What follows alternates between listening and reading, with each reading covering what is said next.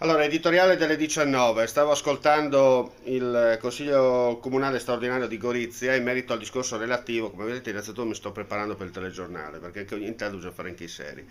Allora, dicevo, stavo ascoltando questo benedetto Consiglio Comunale, alla presenza del Presidente della Regione. A un certo punto, spero di aver capito male io, ma ho rivisto anche alla moviola la cosa, perché sapete da bravo moviolista con la pista messa giù, insomma, ho rivisto l'RVM e mi sono meravigliato della sparata del Presidente della Regione, no? Che ha detto una brutta parola, no? Nel senso che voi corrizieri, pip, Presidente. Da lei onestamente non mi aspettavo il suo intervento.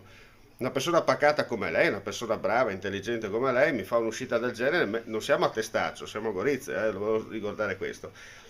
Questo è il fattore chiaro che Gorizia sarà tagliata. Mettetevi il cuore in pace, perché l'esternazione fatta parla da sola. La sbarra, come ai tempi della Casa Rossa, è stata messa. Da lì non si alza, da lì non si passa. Dunque, cari goriziani, attaccatevi al tram e cantate giovinezza, perché sarà così. Ve lo dico io, eh. Da semplice cronista di provincia a cui il voyeurismo non si addice. Alle 20:15 sentiamo Fabio Russiani in diretta su Tele Pordenone perché lui è in consiglio comunale e ci racconterà le ultimissime. Ma va così, ve lo dico io. Mandi.